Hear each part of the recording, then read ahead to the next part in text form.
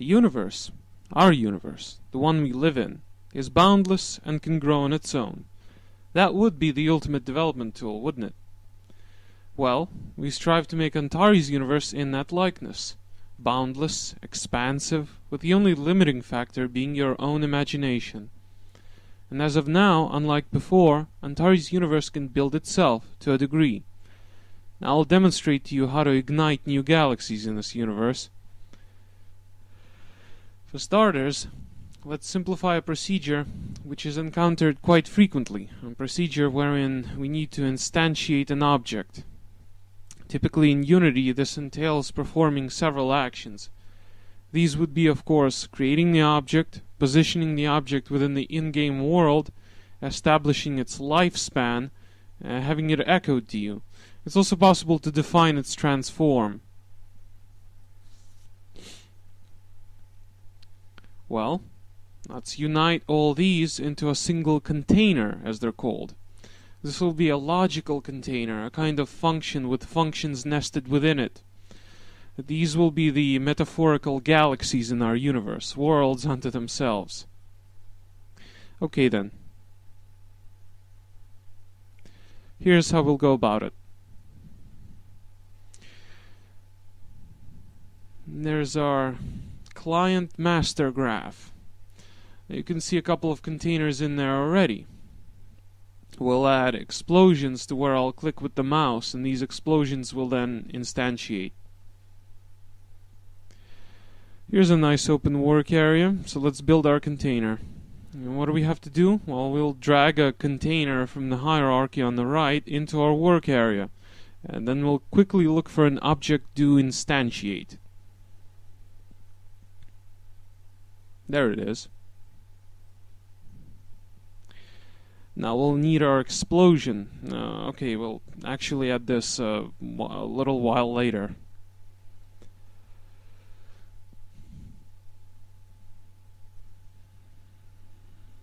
Now we need a GameObjectGetTransform function. We'll link these in a relationship.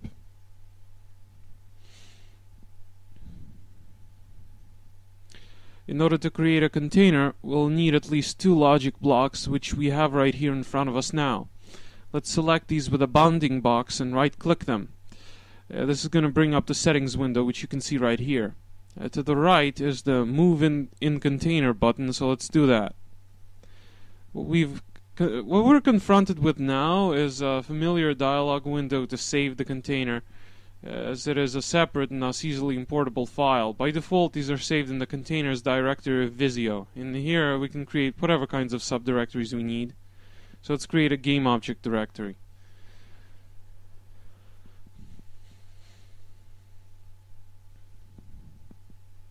Our prefab file, which happens to be a container, we'll call create instance and save.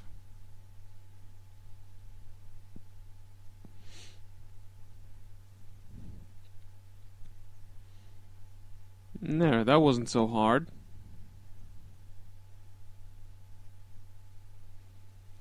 Now we're going to save the scene in order to save our prefab within it. See, as of now, our prefab can be found in the hierarchy. And there's a new subtree called containers, and inside it we've had GameObject come into existence. There's the name we gave it too, create instance. There's the container we've created. It's functionally identical to those two blocks to the left of it, but it is a single logic element instead of a whole mess. We don't need those two anymore. So what do we have here? We have a closed box, devoid of entry or exit parameters or any kind of triggers. We still need to set those up. This is going to be a very straightforward and actually rather fun process. Look, inside the inspector for our block, we have an Open Containers Graph button. Let's go. What do we have here? Well, it's a whole separate graph. There's our code. Yes, that's right, it's source code. This is what object-oriented programming looks like, I must remind you. Okay, so we need that trigger. In order to satisfy that need, let's go to Containers, Workflow, Trigger, and we'll select the In trigger. All connected. Now let's give it a meaningful name. Create. Good enough for government work. Yes, let's also toss an exit trigger in there. We're gonna call this one done. Nice, eh? Okay, so let's recap what our mission is here. We wish to instantiate an object, declare its position and rotation, and at the conclusion of that, we want to get our game object and its transform right away. This means we need to input 3 variables: the declared object, its position, and its rotation. We then want to receive 2 outputs: the created object and its transform.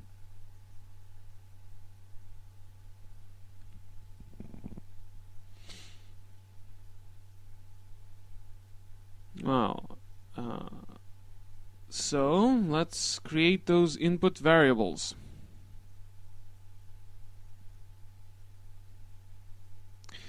For this, we'll go to the containers tree again, then workflow and container variables.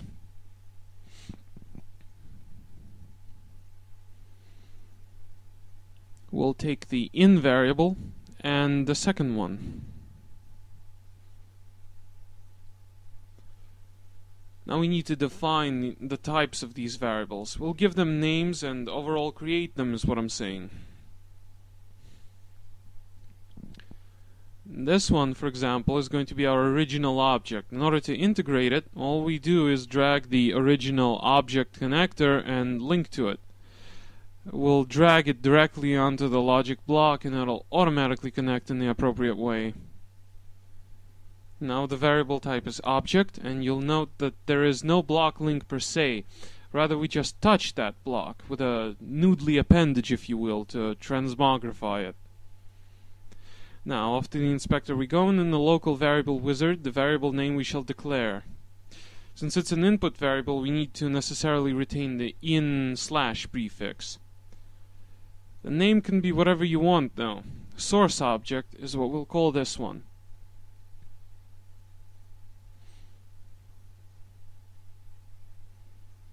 And now let's press the add local variable button, which we'll follow by selecting it for this highlighted block. Awesome. We got our first variable now. There, we need to link to it too. Now we'll give it to that object do block.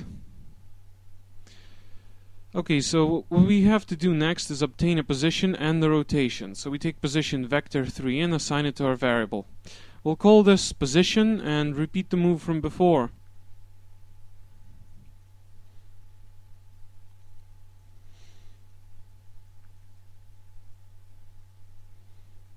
And now with the logical link, our variable is ready.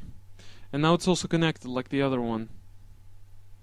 What's left is to add rotation.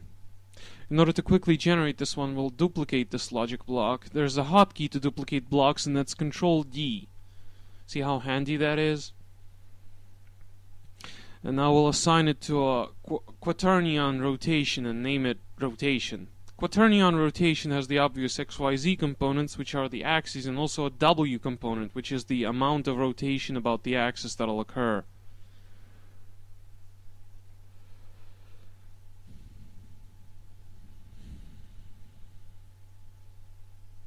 You can probably read up about it if you want. Okay, all connected. Now we'll oversee the creation of a new object.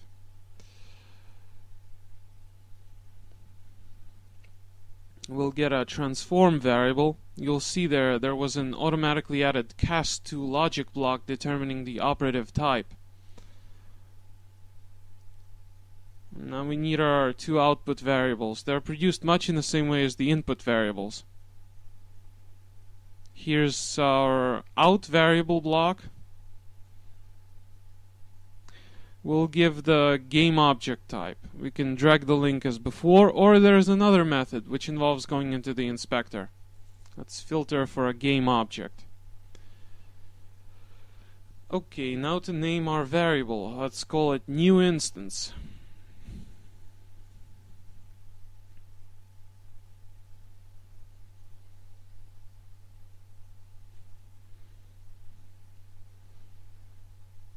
And now it's been assigned to the block.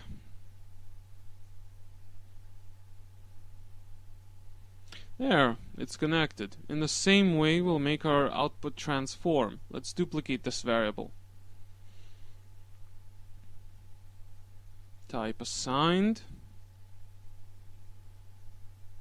New instance transform is what we'll call this one.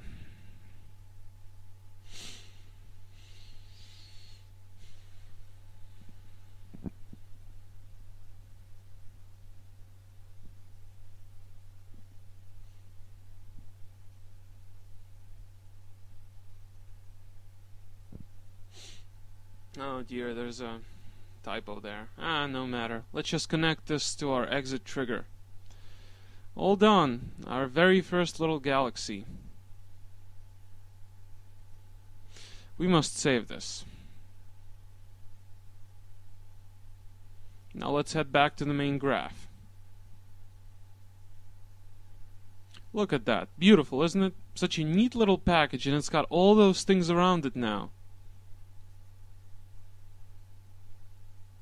That's our input parameter, and that's our output. And here are our input variables: source object, position, and rotation. Output variables: new instance and new instance transform.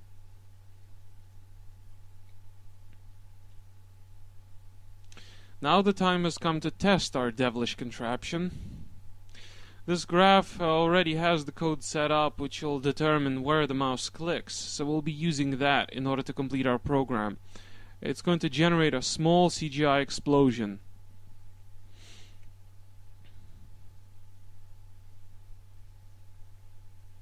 Let's grab that link from the raycast hit get block.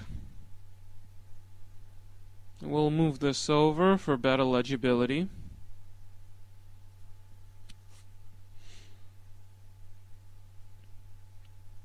And now we'll link it into the rest of the code of our newfangled container block. Now we need to add our object into the graph. We'll grab that explosion object from the hierarchy. Medium one is better, come to think of it. There it is now. Link to our container block. And our position variable goes there. As for the rotation, the default setting will do. Now let's take a look at what science has wrought.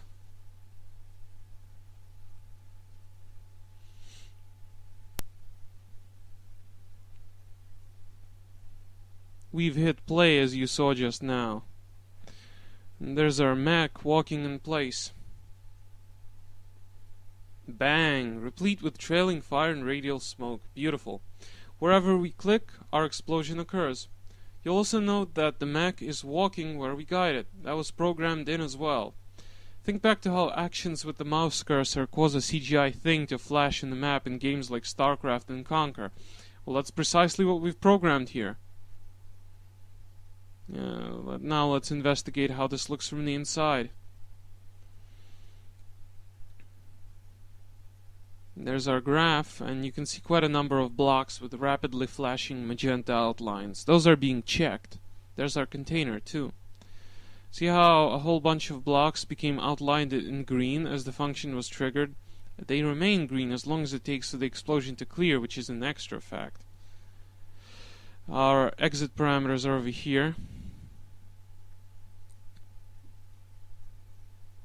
Well, the object self-destructed, so they just vanished. It's of course also worth showing inside our container, which will demonstrate how it works. I should add that the system of being able to see how your code works in real time is a unique feature of Antares' universe. See, here's a mini-map of the entire graph. None of our competitors have these features.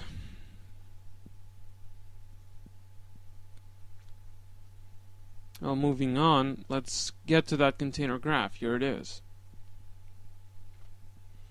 Now to see how the program executes it,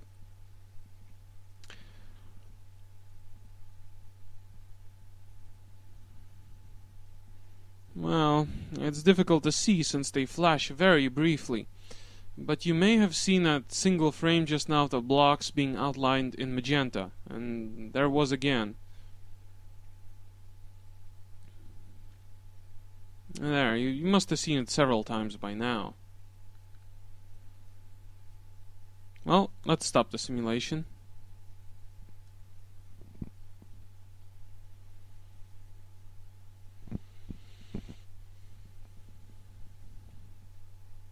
And so, during the course of a few minutes, we created a logic block which has been exported out of the application and can be used now as a standard block in anything else at all you may be programming in the future in Antares.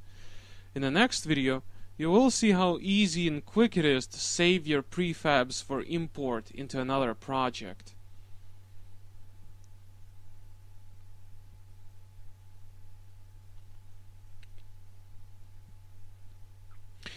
Well, I trust you've enjoyed this video and learned some things through it. Remember, watching is only part of it. You should always try what you've learned.